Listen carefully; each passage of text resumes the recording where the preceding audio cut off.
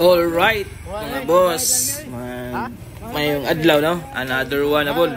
Ano po ni XRM 125 FI.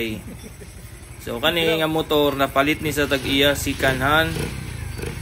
Tapos mga gamit niya mga pila ka adlaw, nahutdag oil ni. Karon pag-check na mo ani wala na videohan tong kuan kay taas na. Pag-check na mo ani instead na mag-change oil ra, change oil ang nahitabo no. So kamo mga mupalit og motor si kanhan, ayaw taon mo kahadlok pauban og mekaniko. Kung si kanhan inyong paliton kay mao ni mahitabo sa inyo, change oil ang nahitabo no. Looy kayo si sir no. Barato ra niya napalit ang motor pero change oil ang nahitabo.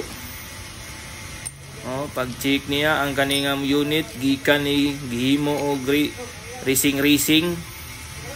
So mo na naglisod pa mi ani og human abtan panig simana kay daghan kay mi gipangita nga pisa nga mo pit sa iya. Looy kayo si Sir Town. So kamo mga mupalit og motor nga si kanhan, ayaw taon mo kahadlok og pauban og mekaniko no. Para dili mo maparihas ani ha.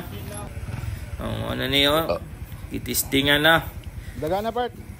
Wala na nako napakita gyud sana mo na pag overhaul kay taas gyud kayo ang video kung amo pa tong ipakita. Basta gi-overhaul na mo na siya. Sulod sa isa ka semana ha. Nga trabaho, grabe nga tinabaho ay gyud kay naglisod mi sa pagpangita og mga pisa ni. Murag brand new.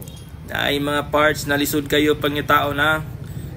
So maura to mga boys, mga guys. Irot ang kambya. Kung bupalit mo og si kanan nga motor, ayaw taon mo kahadlok pauban og mekaniko.